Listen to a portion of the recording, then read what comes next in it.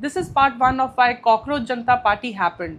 पिछले कुछ दिनों में एक फ्रेज वायरल हुआ, कॉकरोच जनता पार्टी, और ऑनेस्टली बहुत लोगों ने इसे मीम समझा।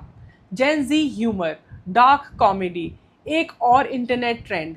लेकिन साइकोलॉजिस्ट की नज़र से देखें तो ये सिर्फ एक मीम नहीं है, ये एक सिम्टम है, एक बहुत गहरी फ्रस्ट्रेशन का सिम्टम। जब रिपोर्टेड रिमार्क्स में अनएम्प्लॉयड यूथ, आरटीआई एक्टिविस्ट और सिस्टम को क्वेश्चन करने वाले लोगों को कॉकरोच या पैरासाइट जैसी लैंग्वेज से कंपेयर किया गया, कुछ ट्रिगर हुआ। और नहीं, सिर्फ इसलिए नहीं कि लोग ऑफेंड हो गए। इशू इंसल्ट नहीं था, इशू था इंसल्ट किस कंटेक्स्ट में आई। क्योंकि इंडिया के पास क्या है? हमारे पास दुनिया की सबसे बड़ी यंग पॉपुलेशन है, 440 मिलियन से ज़्यादा यंग लोग। इसको इकोनॉमिक्स में कहते हैं डेमोग्राफिक डिविडेंड, सिंपल लैंग्वेज में जैकपॉट। अगर एक कंट्री के पास बहुत सारे यंग लोग हों, जॉब्स हों, अपॉर्चुनिटीज़ हों, इकोनॉमी एक्सप्लोड करती है। जापान ने किया, साउथ कोरिया ने किया, चाइना ने किया। यंग लोग प्रोडक्टिव बने, इकोनॉमी ग्रो हुई। लेकिन डेमोग्राफिक डिविडेंड एक कंडीशन पे काम करता है, यंग लोगों के पास काम होना चाहिए, वरना डिविडेंड डिजास्टर बन सकता है।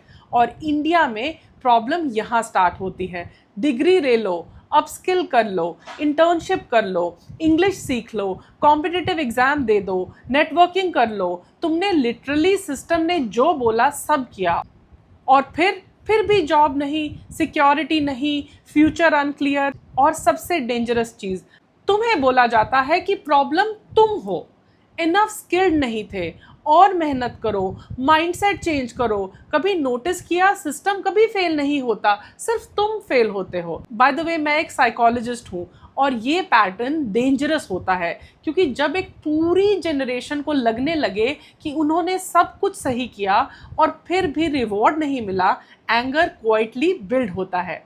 और पार्ट 2 में मैं एक्सप्लेन करूंगी साइकोलॉजी का एक कॉन्सेप्ट जो समझाता है कि एजुकेटेड यूथ सडनली सिस्टम से इतना गुस्सा क्यों हो जाता है।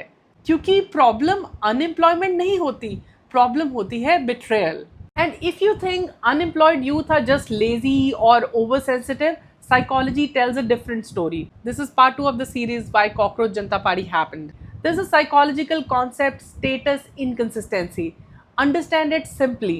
What does your degree promise you? Respect, a middle class life, stability, independence. Your resume says you worked hard, you are qualified, you did everything right.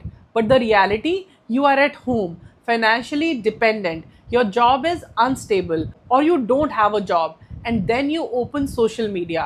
One classmate is in Dubai, one is in Canada, one staring at a startup, one got a placement through daddy's contacts, and you still waiting. In psychology, we call this gap status inconsistency, where you think your life should be and where you actually are. And this gap is dangerous because it doesn't just create sadness, it creates shame. You start thinking, maybe the problem is in me, maybe I'm just not good enough. And that's the system's biggest magic trick, turn a collective problem into a personal failure.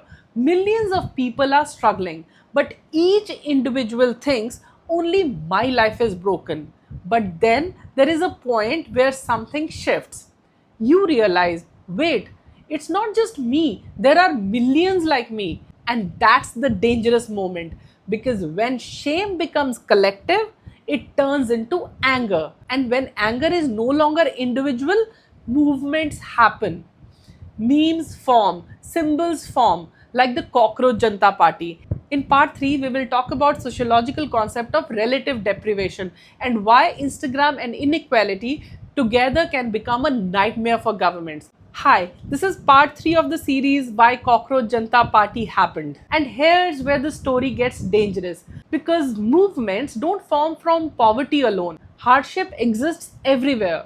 Movements form when people start comparing. There is a sociological concept of relative deprivation. What does it mean? Whether you are objectively poor or not doesn't matter. What matters is what you are seeing. You open Instagram and someone's on a foreign trip, a cousin is thriving in Canada, a classmate is in a luxury office, an influencer the same age as you is making lakhs, and you, even after a degree, you are struggling. That's not jealousy, that's the feeling. I was promised something and I didn't get it. And social media didn't let inequality stay private. Now every struggle is a public comparison, and history tells us this combination is dangerous. In Egypt, educated youth were unemployed. In Brazil, young people faced insecure futures. In Hong Kong, highly educated youth realized that even after hard work, the future was inaccessible. And everywhere there was one common thing: people felt the system didn't work for me. And listen carefully, people don't revolt from hardship, people revolt from insult plus hopelessness combined. By the way, I'm a psychologist, and when an entire generation is made to feel invisible repeatedly, anger becomes an identity, and then a symbol comes, a joke, a meme, a name, and suddenly people start organizing. In part 4, we will talk about the most dangerous thing: institutional contempt. Because when institutions stop trying to understand your struggle and start insulting you instead, history usually doesn't go in a good direction. Why institutions should fear contempt? Final part of why Cockroach Janta Party happened. और एक sentence याद रखना, government सिर्फ unemployment से trouble में नहीं आती, governments trouble में तब आती हैं जब इंस्टीट्यूशंस कंटेम्प्ट दिखाना शुरू कर देती हैं।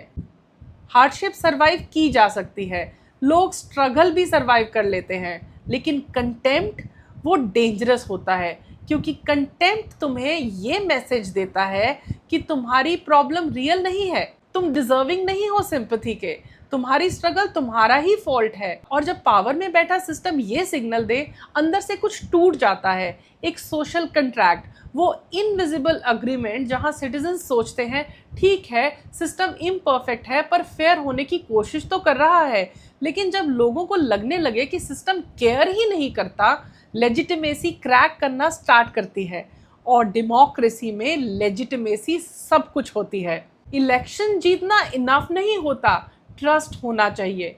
कॉकरोच जनता पार्टी कल डिसअपियर भी हो सकती है, मीम खत्म भी हो सकता है, लेकिन जो चीज़ डेंजरस है वो है फीलिंग। वो फीलिंग कि शायद प्रॉब्लम मुझ में नहीं थी, शायद सिस्टम भी फेल हुआ है। और एक बार लोग अपने आप को ब्लेम करना बंद कर दें तो नैरेटिव चेंज हो जाता है। मैं रेवोल्यूशन प्रेडिक्ट नहीं कर रही, मैं फियर मॉन्गरिंग भी नहीं कर रही, मैं सिर्फ हिस्ट्री, साइकोलॉजी और सोशियोलॉजी का पैटर्न बता रही हूँ। जब एक जनरेशन को फ्यूचर नहीं मिलता और फिर उन्हें इंसल्ट भी किया जाता है, एंगर डिसअपियर नहीं होता, बस वेट करता है। मैं हूँ श्वेता मैनी, एक साइकोलॉजिस्ट, और ये था व्हाई द कॉकरोच